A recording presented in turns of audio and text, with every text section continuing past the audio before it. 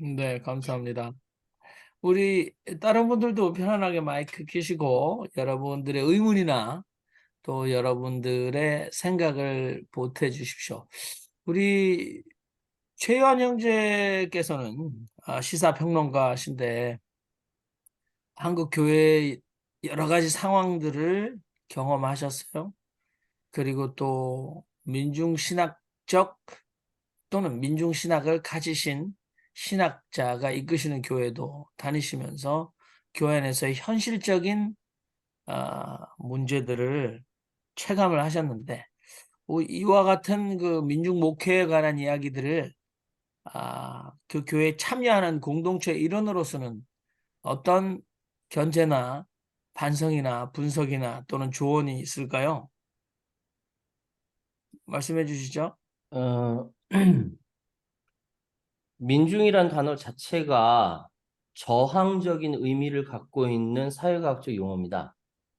물론 더 정확하게 이야기하면 일반 대중을 이야기한다면 인민이란 단어가 정확한데 인민이란 단어를 북에서 먼저 썼기 때문에 우리는 인민을 쓰지 않고 국민이라고 쓰죠. 근데 국민은 또 이렇게 또 다른 의미가 있기 때문에 대체적으로 발생했던 민중이라는 개념은 권력에 저항하는 일반 대중을 그, 민중이라고 했고 그 민중의 개념이 교회로 옮겨와서 민중신학이 된 것 같아요.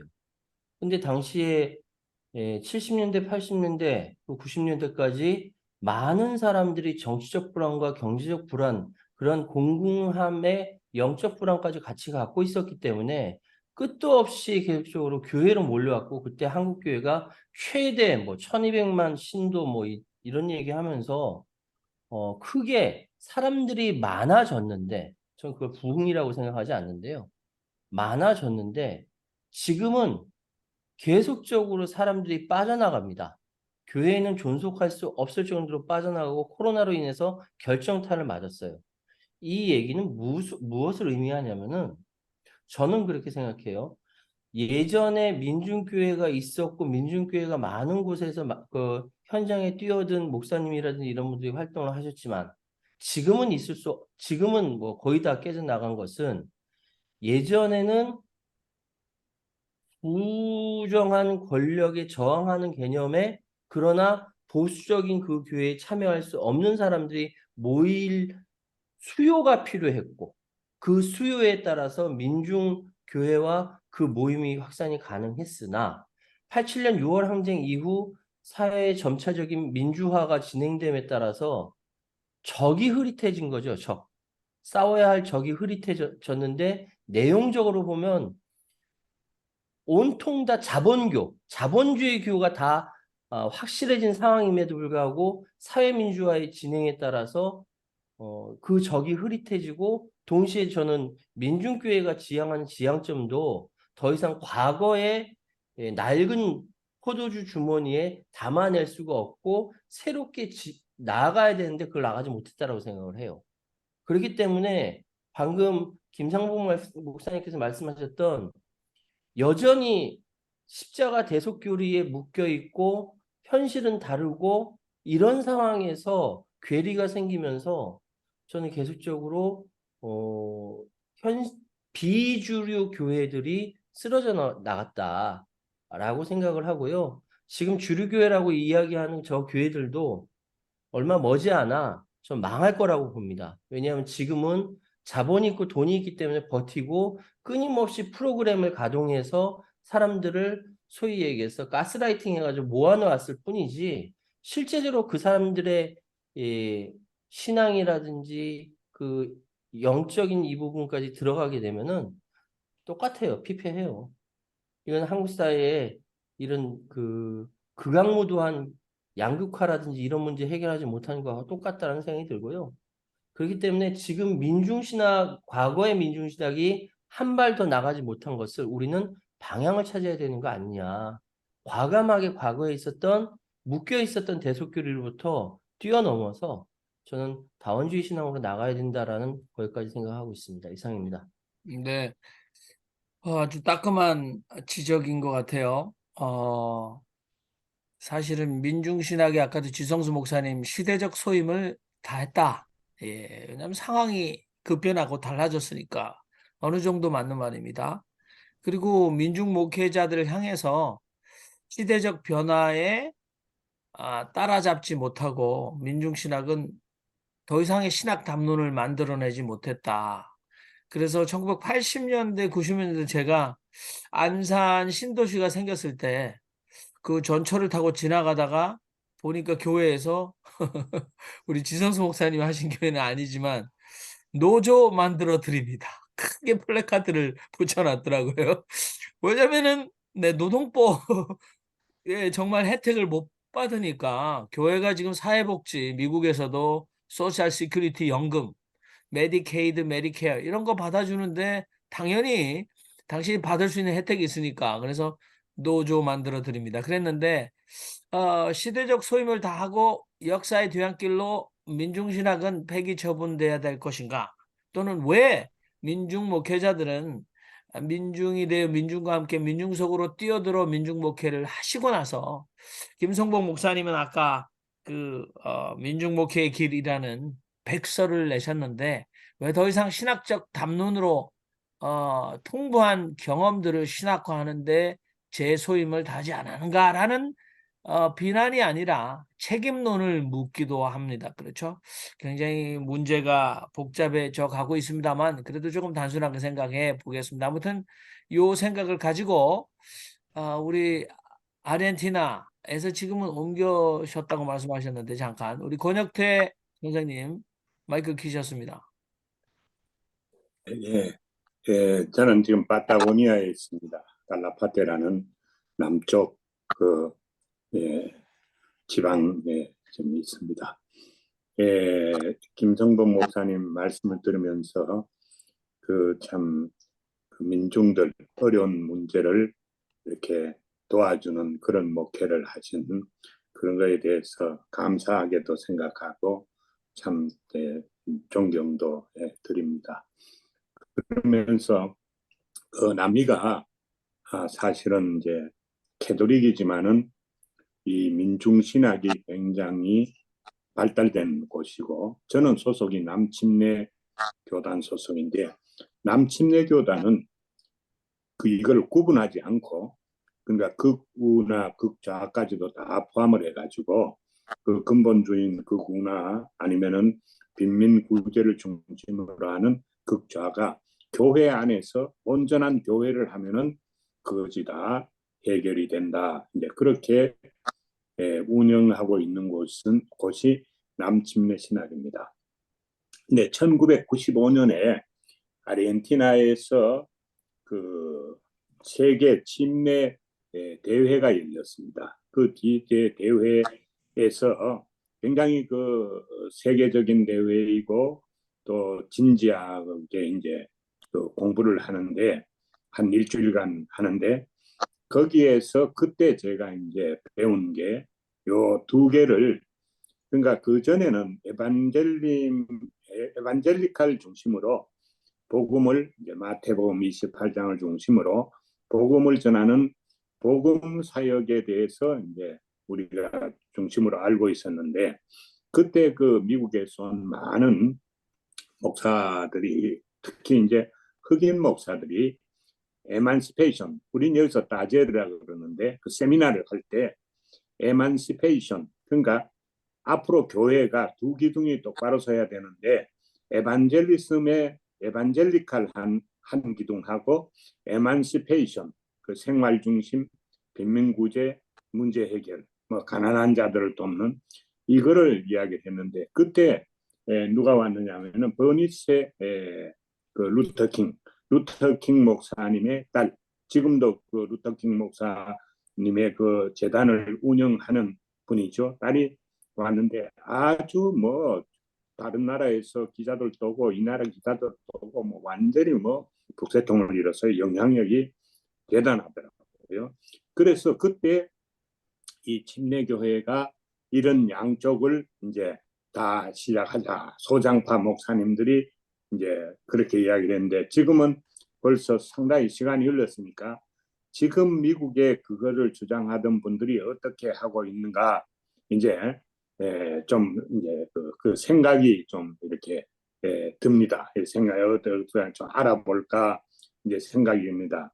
근데 이제 여기서 그 나온 그 중에 그 한 계통이 그 LA의 애너하임에서 목회를 하는 그 목적을 이끄는 삶을 쓴 그 목사님도 이 일반 그 교인들의 생활을 돕는 그거 중심으로 목회를 하시는데 교회가 굉장히 이제 크거든요. 많이 붕이 됐는데 이제 남미가 이제 그렇다는 것을 좀 말씀을 드리고 오늘은 우리 김성복 목사님께서 말씀을 해주셨으니까 제가 요거는 꼭 좀 알고 싶어요. 뭐냐면 민중교회가 진짜 성공을 했느냐, 할 가치가 있었느냐, 이제 아니면 사명을 다 했느냐, 필요한 것이었는가, 이제 요 점을 좀 알고 싶고요.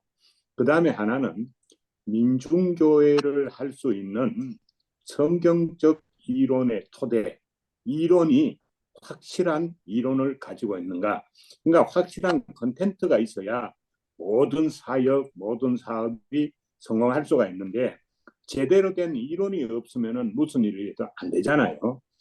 그런데 이제 그런 이론이 없으면은 이런 모임에서 이런 이론을 만들어 그러니까 민중의 문제를 해결할 수 있는 교회의 그 방향을 이렇게 이끌어갈 수 있는 이론이나 사상이나 철학적 체계를 만들어갈 수가 있다 그죠. 그래서 사실은 모든 사람이 걱정하는 사회 문제나 여성 문제나 빈민의 문제나 병든자의 문제를 돕는 그 이론적 문제 약하다면 해야 될 텐데 요거에 대해서 김성복 목사님 그 개인적인 의견을 좀 듣고 싶습니다. 예, 이상입니다.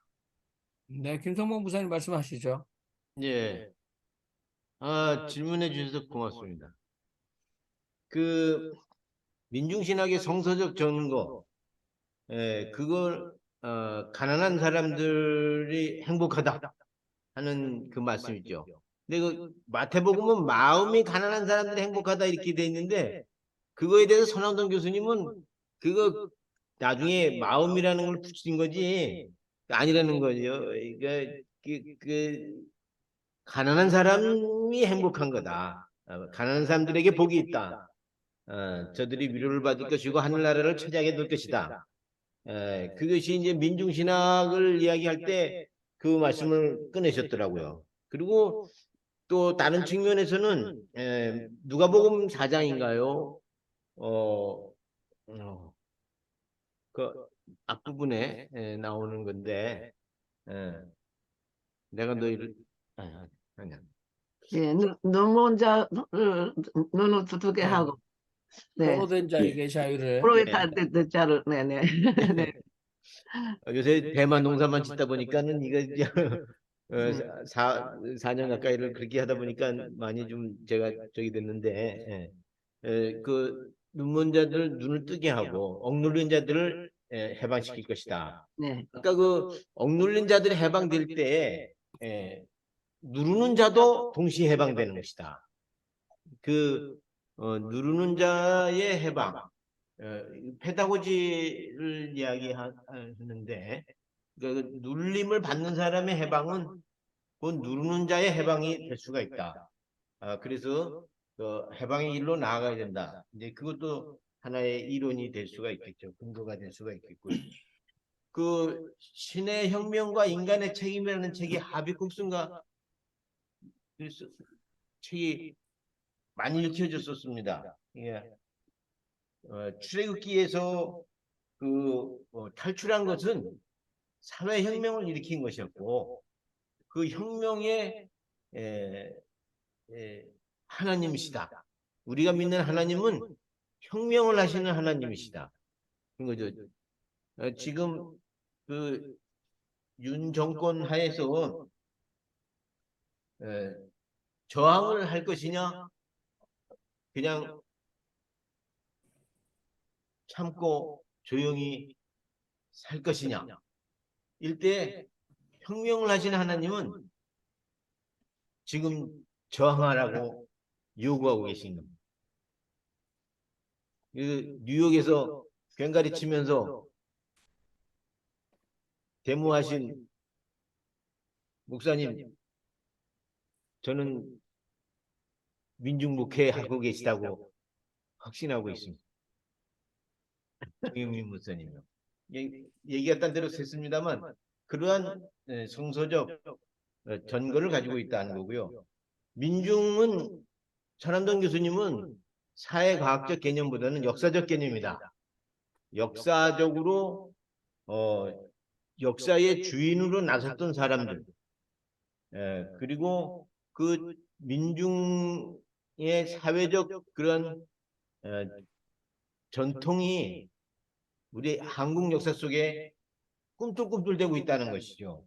동학혁명 때 일어나고, 그다음에 의병운동으로 또 일어나고, 또 3.1운동으로 일어나고, 그래서 그것이 결국에는 4.19 혁명으로 분출되고, 그리고 더 나아가서는 광주 민중항쟁으로 분출되고, 그리고 그 다음에 87년 저항운동으로 해서 직선제 개헌을 쟁취하고, 그리고 촛불혁명으로 또 민주주의를 꽃피우고, 지금 윤 독재 정권, 검찰 독재 정권이 지금 통치하고 있지만 이것조차도 결국에는 언젠가는 극복하고 말 것이다 하는 그런 의식을 가지고 있는 사람들이 바로 민중이라고 하는 것이죠. 우리가 세계 10대 강국, 경제 강국으로까지 섰는데 여기서까지도 우리가 저항하는 개념의 민중 의식을 가지고 있어야 되느냐? 저는 필요하다고 봅니다. 자주적인 정부를 이루고 정말로 우리 국민들이 행복하게 살기를 원한다면 우리는 지금도 민중의식을 가지고 저항하고 부단히 노력해야 되지 않겠는가.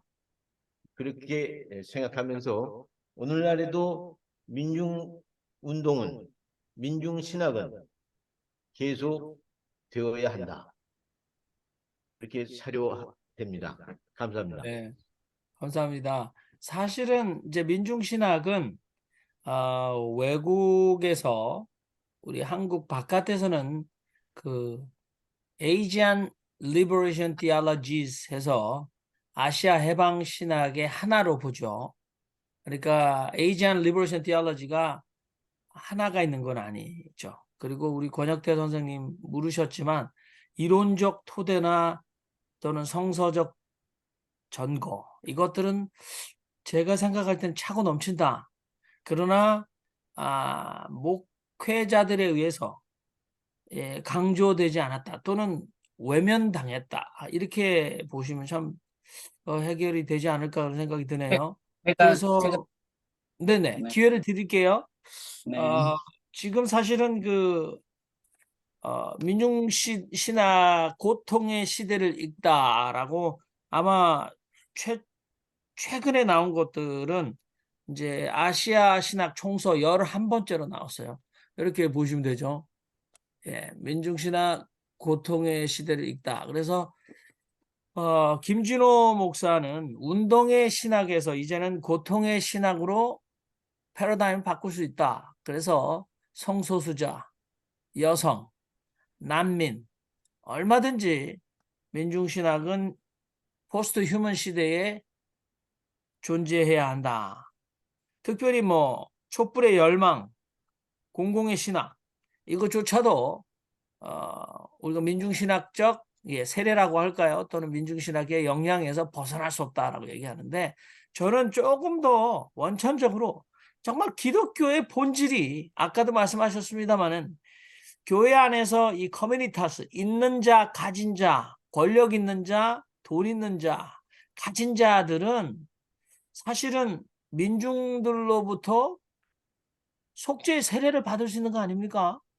근데 교회 안에서 만약에 그것이 일어나지 않는다면 이 눌린 자의 해방은 누르는 자의 진정한 해방으로 이어져야 되는 거 아닙니까? 근데 우리가 그걸 물론 완성하기 쉽지 않을 텐데 여러분들 삶의 경험에서 내가 민중신학을 신학자였던 것이 너무나 아까 우리 조화순 목사님 얘기하셨는데 내가 출신 성군이 민중이 될 수 없는 그 대학 졸업장을 가진 그들 앞에서 무한히 겸손하고 낮아지려 하는 그게 그냥 태도로서 예의상 그런 것이 아니라 이들 앞에서 엄청난 빚진 자의 마음을 가졌던 그런 인생을 완벽하게 늘어놓는 그런 변화는 우리 속에 여기 계신 분들 가운데 간접적으로 직접적으로 경험하신 분은 안 계신지.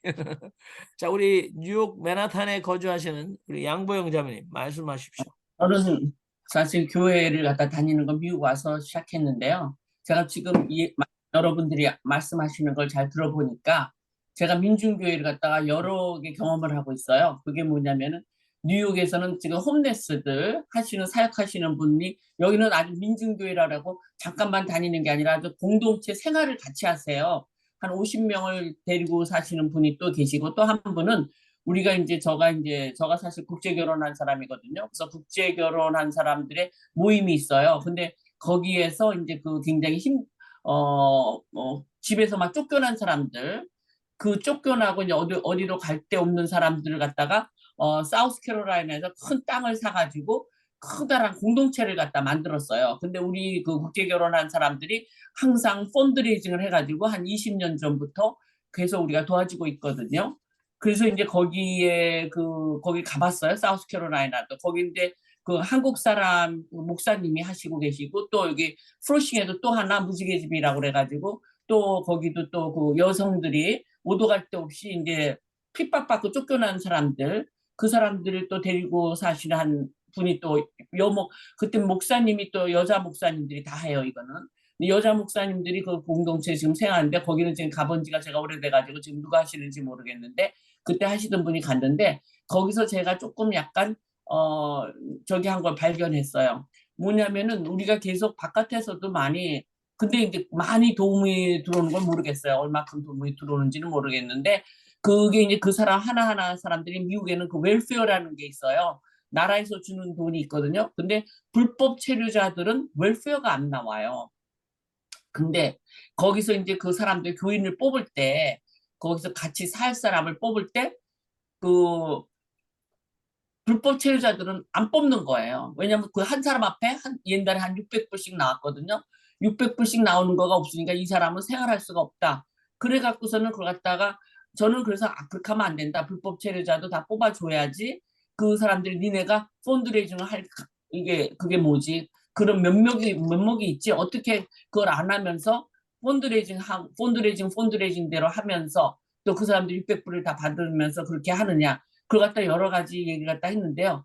하여튼 어떻게 운영되는지 모르고 있는데 거기는 꼭 국제 결혼한 사람만 들어가는 게 아니라 한국 사람들에도 거기 혼자서 이제 몸이 아파서 오도 갈 데 없는 사람 그렇지 않으면 굉장히 그게 이제 어떤 사람은 알코올릭이라든가 그렇지 않으면 또 이렇게 우울증으로 굉장히 심하게 그때 이제 제가 보기에는 굉장히 막 이화여대 나오고 굉장히 하이 클래스인데도 굉장히 우울증에 시달려가지고 거기서 사는 여자를 봤어요. 굉장히 이쁘게 생긴 여자인데.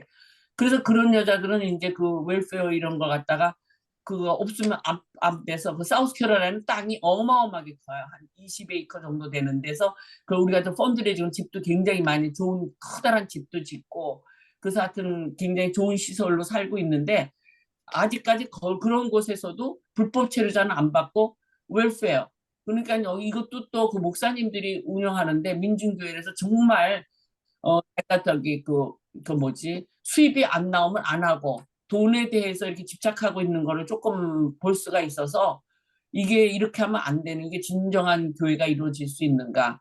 그래서 이제 지금 옛날에 또 우리나라 한국이 이제 부자가 되니까 한국에서부터 또 그 펀드레이징도 받았어요. 그래서 1년에 15,000불씩 막 온다고 그러더라고요.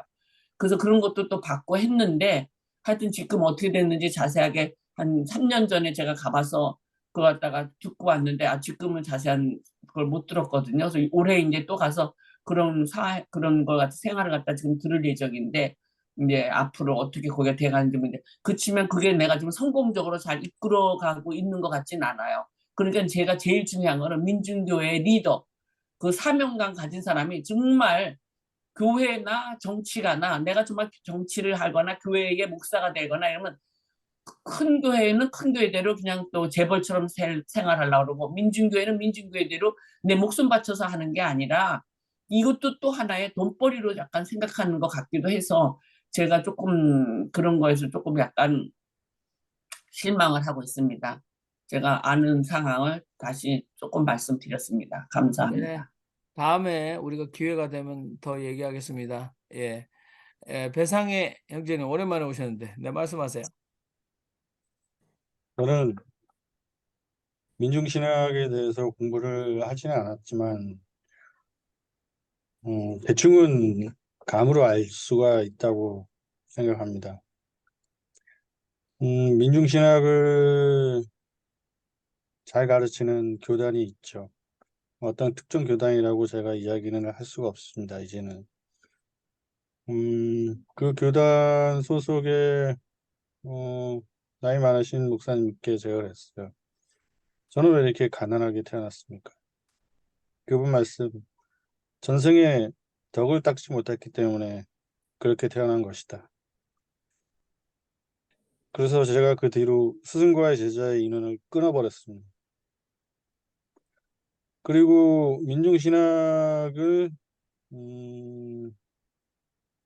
정말로 몸소 실천한다 하면 그 교인들은 직장에서 해고가 될 사항들이 많습니다.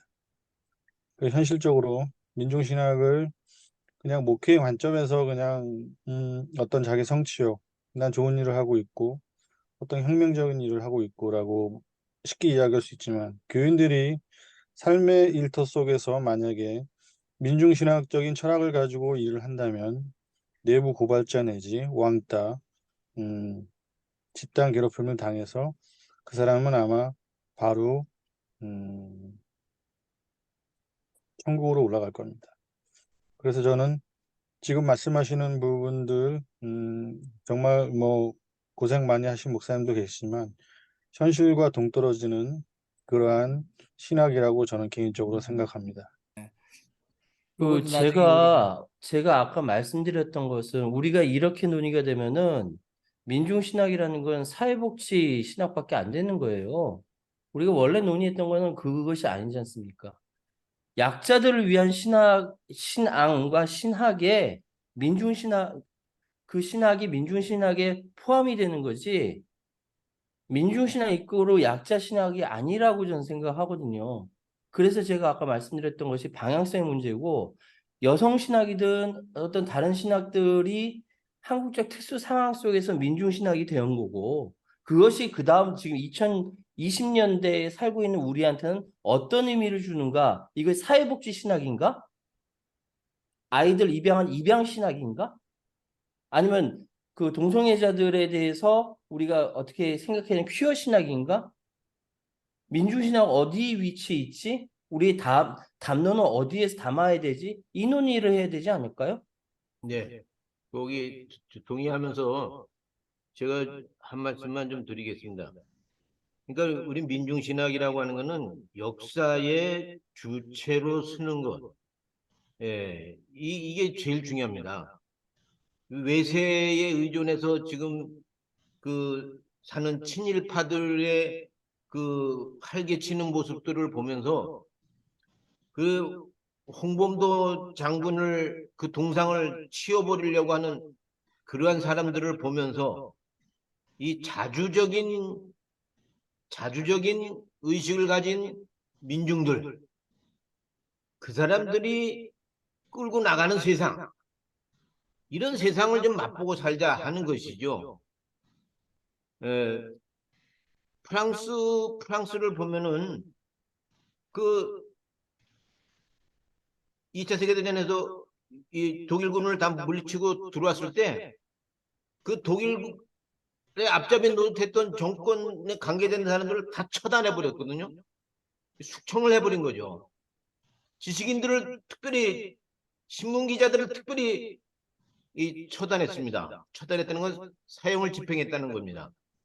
그건 이제 역사의 주인으로 섰기 때문에 가능했던 것이고, 그러한 차원에서 우리가 정신을 차려야 된다고 하는 그런 의미의 민중신학입니다. 그럼 이게 민중신학은 정치신학이네요. 그렇죠. 저에게 있어서는 희망의 신학도 정치신학이었고, 또 이 해방의 신학도 정치신학이었는데, 민중신학이야말로 정치신학이고, 그 서람동 교수님이 늘 하시는 말씀이 뭐냐면, 그 당시에 그 강의하면서 당파성을 가질 수밖에 없다. 당파성을 가질 수밖에 없다. 아, 그러니까 현실을 봐라. 현실을 보고 현실에 참여하게 되면은 당파성을 가질 수밖에 없다. 여기도 좋고 저기도 좋고 그렇게 해가지고는 오늘의 문제를 해결할 수 없다. 훨씬 더 그런- 정치성이 명확해야 되는 지금 이 시기에 그럼 민중신학이 왜 발전하지 못할까요? 정치적으로 보면은 지금 친일파들이 정권을 잡고 있고 온갖 헤게모니를 쥐고 온갖 악행을 저지르고 있다라고 알려지고 있는데 민중신학이 정치신학이라고 한다면은 지금 목사님들의 정치적인 인식이 저열해서 그런 겁니까? 한국교회에서 그렇게 투쟁을 안 해서 그런가요? 무엇 때문에 민중신학은 쇠퇴하게 됐나요? 내가 지금 제 눈으로 본다면은요, 여성들도 마찬가지고, 여성신학도 마찬가지고, 민주신학도 마찬가지고, 약자가 이 강한 헤게모니를 쥐고 있는 나라의 지도력에 맞서서 싸우는 그런 여성들이 거의 없다고 얘기하고 싶습니다. 그러면은 민주도 마찬가지고요, 여성도 마찬가지고요. 여성들은 주로 가정이라는, 그래서 우리는 가정을 지켜야 하는 여성 입장에서 싸워서 자기 가정까지 깨질 수는 없지 않습니까? 그것이 끝까지 싸우는 그러한 그 환경 자체를 잘 생각해 보셨으면 좋겠습니다. 그것은 이론적으로는 남자가 다 만드는 것이 민중신학이에요. 그런데 그 남자분들은 그런 말을 해도 남자니까 아무런 그것을 공격을 안 받고 오히려 그냥 환영받았습니다. 그런데 여자들이 뭐라고 하면은 다 그냥 공격을 받습니다. 그러면은 집안에서도 그렇고 공동체에서도 그렇고 교회에서도 그렇고 누가 그것을 환영합니까? 이거 현실을 제대로 파악을 해줬으면 좋겠습니다. 네, 저도 한 말씀 하고 싶은데요. 네네. 민중신학이라는 건 그 김성보 목사님께서 나름대로 삶 속에서 경험하면서 내린 정의지만 원래 민중신학이라는 것은 사회 시스템의 구조 문제로 인해서 약자들 편에 서서 약자들을 위한 목회를 하는 게 그게 진정한 민중신학 아니겠습니까? 그 김성보 목사님은 뭐 정의를 어떻게 내려주실지 모르지만 저는 평신도로서 사회적 구조 문제에 의해서 정말 그 약자가 된 사람들을 위한 그 사람들을 위한 그 도움을 주는 그런 목회가 민중신학이라고 저는 단순하게 알고 있는데 이거는 뭐 이러고 저러고 돌리고 이렇게 돌리고 저렇게 돌리고 저는 그런 거는 뭐 말장난이라고 생각을 하고 있고요. 현실적으로도 이제 민중신학 시대는 한국은 끝났다고 보는 거는 이건 저의 개인적인 생각일지도 모르겠지만 지금 민중신학이 아무 필요가 없어요. 그 민중신학이 이제 끝났냐? 그거는 이제 뭐 사람들이 거론 안 하면은 그 끝나는 거고, 다시 또 거론하게 되면은 또 의미를 갖는 것이죠. 그러니까 민중신학에 대한 그 약한 자. 근데 놀라운 사실이 있습니다. 뭐냐면 김달성 목사님이라고 외국인 근로자들을 위해서 선교를 하시는 목사님이신데, 그 목사님 뭐라는 거냐? 우리 내부 안에 식민지가 있다는 거예요. 왜 무슨 놈의 대한민국에 무슨 식민지가 있어요? 식민지가 있다는 거예요. 눈을 뜨고 보라는 거예요. 그러면서 어디를 초청했는 거니? 우리를 포천에 있는 그 농장 쭉 이어지는 비닐하우스 쭉 거기에 이어지는데 거기에 와서 일하는 사람들이 다 외국인 근로자들. 근데 외국인 근로자들이 잠자는 방을 가보니까 컨테이너도 아니고 이 비닐하우스에다가 그 화장실을 하나 붙여가지고 있는 그런 걸 보여주더라고요. 여기서 착취가 이루어짐으로 말미암아 우리가 지금 행복을 누리고 있다. 풍요를 누리고 있다. 내부 식민지를 봐라. 여기에 대한 너의 양심의 선언은 뭐냐? 그래가지고 저 나름대로 이제 고민하면서 약한 자들에 대한 관심이 이 우리가 풍요로움 속에서 많이 약화가 됐구나. 그래서 약한 자들에 대한 관심, 이 땅에 유리하는 사람들이 있다면 그 유리하는 사람들에 대한 관심, 그것을 다시 한번 회복시켜야 되지 않겠는가. 외국인 근로자 예를 들어서 그 사람들은 무려 100몇 명인데 그 중에서 특별히 그 아주 비난한 농촌에서 일하는 사람들, 비닐하우스에서 일하는 사람들, 자는 사람들, 그런 예를 말씀을 드려봅니다. 네, 우리 배상희 형제님의 진지한 비판 우리가 따갑게 들으면서 또 다음에 우리가 요 부분에 대해서 그 남성 약자, 그러니까 알파 거래 희생당한 남성들의 눌림에 대해서는 우리는 어떻게 치유하거나 문제를 해결해야 될까라는 고민을 좀 이어갔으면 좋겠고요. 자, 그럼 마무리를 하겠는데요. 말씀을 안 하신 분들도 뭐 저 질문이 네. 하나 있습니다. 네네네. 조 목사님 지금 미국에서 가니까 이보교 예, 예. 있잖아요. 그러니까 이민자 보호교회라는 걸 지금 하고 있더라고요.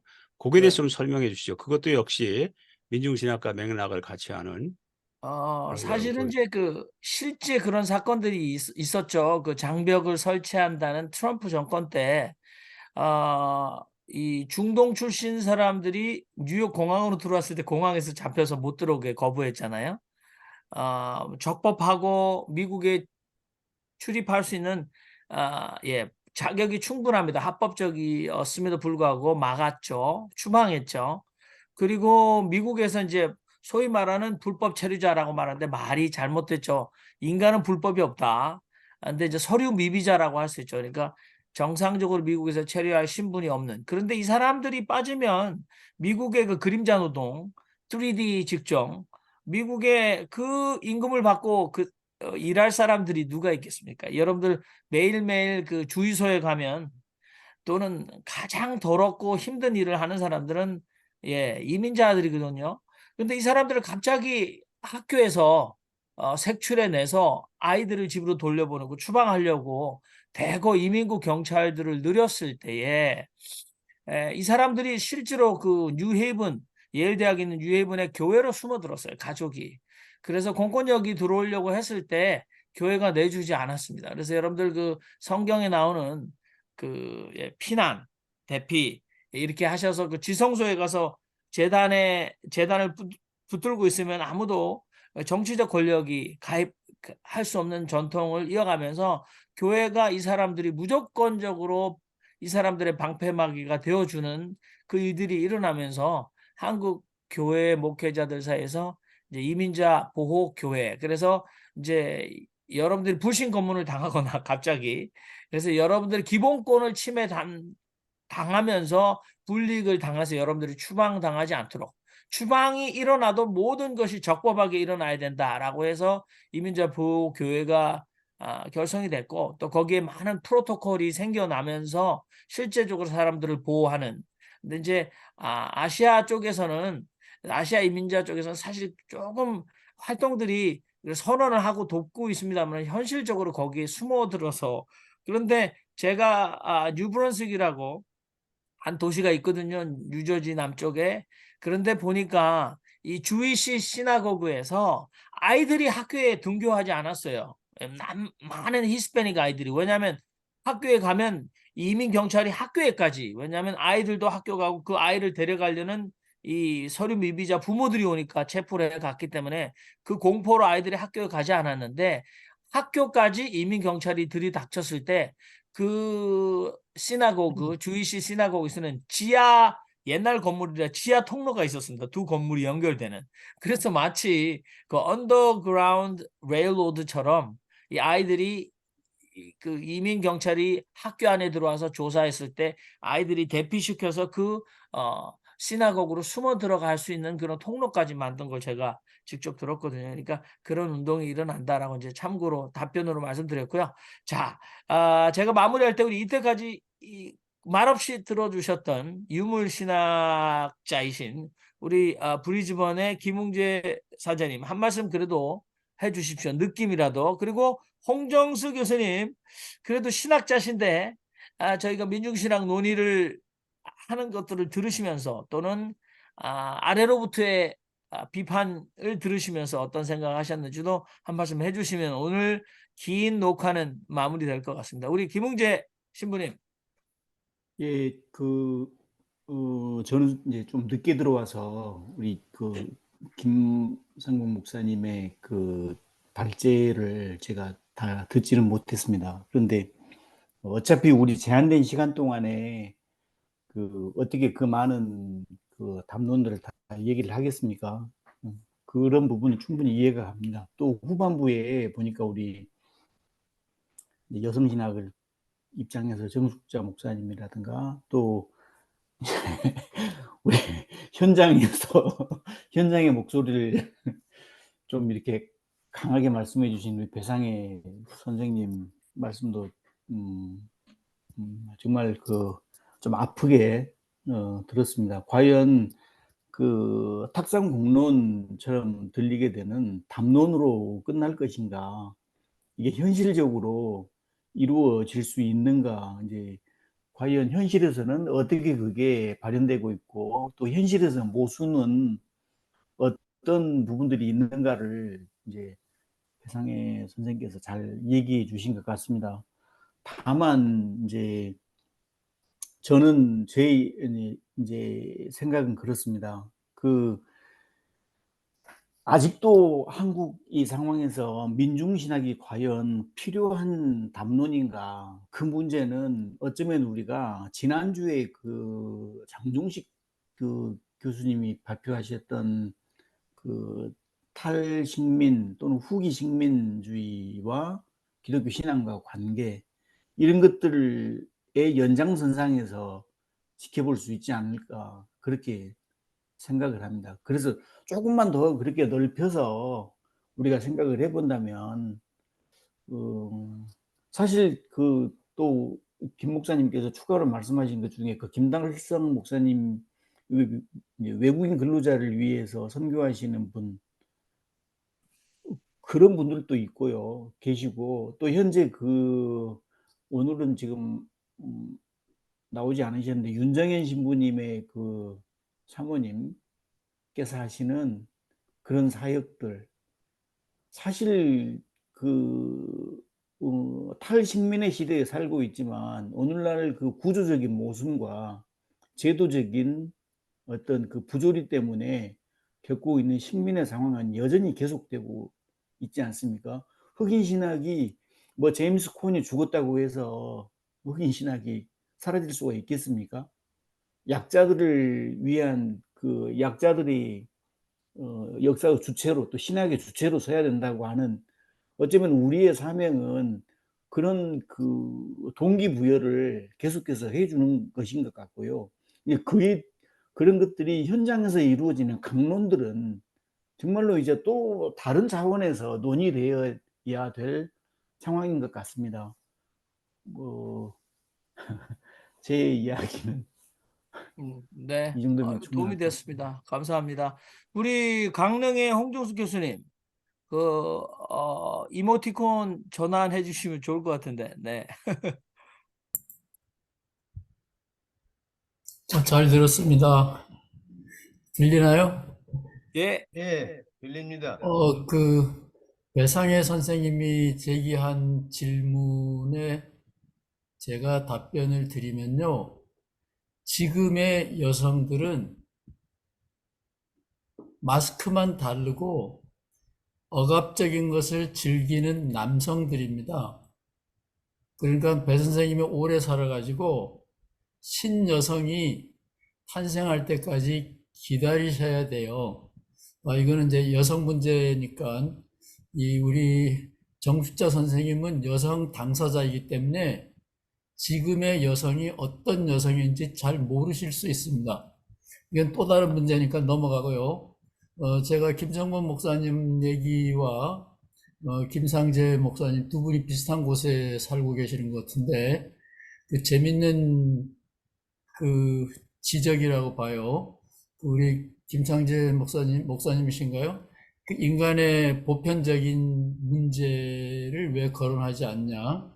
그건 굉장히 중요한 지적이라고 보고 민중신학의 문제를 이야기하면서 역사의 주체, 역사의식, 주체성 이런 얘기를 했는데 제가 보기에는 민중신학 자체가 그쪽으로 간다면 할 일은 굉장히 많이 있는데 그거는 지금 있는 민중신학자로서는 못할 거라고 보고요. 그 다음에 마지막으로 그 외국인 노동자 얘기가 나왔기 때문에 민중신학이 한국에서는 그쪽으로 관심을 돌려야 된다. 그거는 굉장히 중요한 상황의 변화라고 봅니다. 제 제자들 중에 민중 목회하는 사람들이 지금은 복지 목회합니다. 새마을 목회합니다. 아마 90%가 그럴 거예요. 다 그렇다는 얘기 아닙니다. 오해하지 마세요. 따라서 민중신학이 지금 왜 필요하냐 뭐 그런 얘기가 나오는 거는 우습게 생각하면 안 돼요. 이건 진지한 거고 우리나라에서 현재 억압받고 있는 사람들은 정말 우리가 주목하지 않는 외국인 노동자라고 보면 되겠습니다. 지금 여기가 강원도 강릉 산골 시골인데 외국인 노동자가 없으면 농사가 전면 중지입니다. 상상이 안 가시죠? 외국인 노동자가 특별할 때만 와가지고 잠깐 해주고 나머지는 기계가 다 합니다. 그래서 수도권에는 모르겠는데 이 시골만 해도 지금 외국인 노동자 문제는 굉장히 심각하기 때문에 혹시 민중 그런 얘기를 계속 하고 싶으시면 한국에서는 외국인 노동자 문제가 무진장 심각하고 저도 미국에서 오래 살아봤기 때문에 미국에서 이 이민자들이 뭐 어떻게 돌아가는 건지도 알고 캘리포니아에 멕시칸이 한 사람도 없으면 캘리포니아가 어떻게 되느냐 이런 영화가 있습니다. LA에 가면 한국 음식을 못 먹습니다. 이거 조크입니다. 왜냐하면 한국 식당에서 일하는 종업원이 전부 다 멕시칸입니다. 그 정도로 외국인 노동자는 심각하고 멕시칸들이 한국 식당에서 일할 때는 불법 노동자들입니다. 신분이 해결되면 다 따로따로 갑니다. 그래서 이 외국인 노동자 문제는 무진장 심각하니까 뭐 여기서 지금은 얘기하지 않겠고요. 김삼분 목사님이 얘기하는데 제가 귀담아 들은 거는 교회가 부흥하면서 두 개의 그룹이 왔다 그랬어요. 신선하고 말되는 이야기를 하니까 지식인들 그다음에 경제적으로도 풍요한 사람이 왔는데 이 사람들이 적응을 못했다. 이거는 김성범 목사님의 중요한 실패인데 개인의 실패가 아니라 지금 기독교가 실패한 거라고 저는 봐요.